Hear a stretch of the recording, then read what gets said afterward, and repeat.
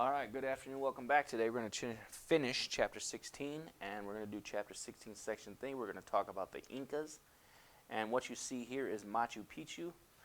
Machu Picchu is believed to be like a kind of like a summer retreat for the upper echelon of Incan society. It had actually been lost for about 500 years till it was found again. All right, the Incas created an empire. While the Aztecs were ruling an empire in Mexico, the Inca Empire arose in South America. The Incas began as a small tribe in the Andes, and their capital was Cusco, which is in modern-day Peru. In the mid-1400s, a ruler named Pachacuti began to expand Inca territory, and this is Pachacuti here. Later leaders followed his example, and by the early 1500s, the Inca Empire was very large. In fact, it was the length of almost the whole western side of South America. So you can see here the different parts. And this is going to tell you kind of when they became part of the empire. The empire stretched from modern-day Ecuador to central Chile and included coastal regions, deserts, snow-topped mountains, and fertile valleys and thick forests. They controlled about 12 million people, so the Incas had to create a strong central government because especially at that time, and the length, I mean, you're talking about almost 2,500 miles. This was a very large empire and a lot of people to try to be in control of. Now, central rule. Pachacuti did not want the people he ruled to have too much power, so he removed their leaders and replaced them with people he trusted. You know, basically taking care of the issue of having people that he's not sure he can trust, and then putting people in control of those regions that he knew would be on his side.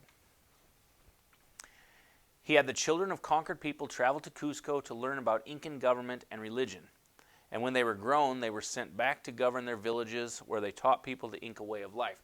So basically, he taught the people, the kids, he took them as young children, inundated them in the way of the life of the Inca, and then sent them back to their villages where they would then be the leaders, and they would not have really known any other way to live other than the Incan way of life. They also used an official Incan language called Quechua, and although many other languages were spoken, all official business had to be done in Quechua. Even today, many people still speak Quechua in Peru, and you can see that.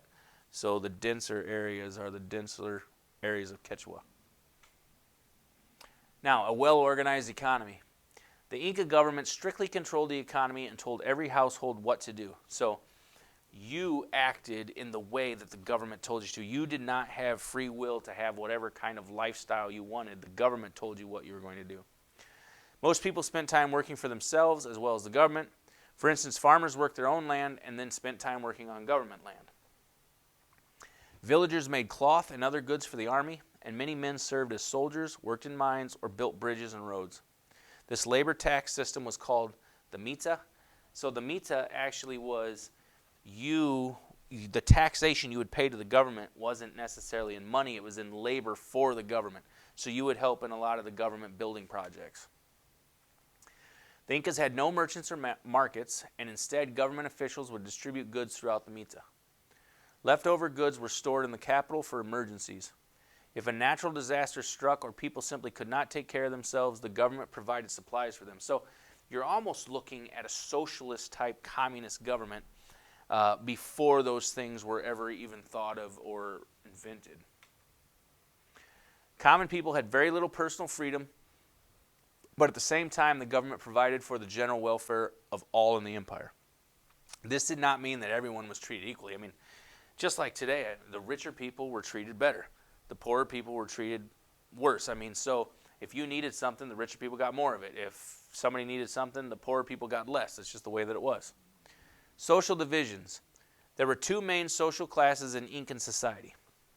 The emperor, priests, and government officials made up the upper class, and they didn't have to pay the labor tax and enjoyed many privileges. So just like in the other societies we've been talking about here, the upper class, they don't have taxes, they don't have to do the government labor. The lower class in Incan society included farmers, artisans, and servants. Most Incans were farmers, and they grew crops such as maize and peanuts in the warm valleys. And then in the cooler mountains, they carved terraces into the hillside and grew potatoes. And that's what you're seeing here. So you look, you're going right up the side of a mountain. Well, they created terraces, so now this whole mountainside becomes a farm. That's very highly technological thinking there. High in the Andes, people raised llamas, South American animals related to camels, for meat and wool. Now, lower-class Incas dressed in plain clothes and lived simple because by law they could not own more goods than what they needed to survive.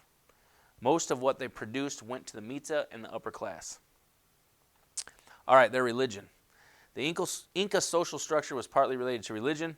For instance, they believed their rulers were related to the sun god and that they never died. They brought royal mummies to ceremonies, and people brought them food and gifts. Inca ceremonies often included sacrifices, but they rarely sacrificed humans and instead sacrificed llamas, cloth, and food. So a lot of their goods as opposed to the human sacrifice that you saw from the Mayans and the Aztecs. People outside of Cusco also worshipped other gods at local sacred places. They believed certain mountaintops, rocks, and springs had magical powers. Many performed sacrifices at these places as well as in Cusco because they thought that would be the way to best be in touch with the gods. Now, achievements.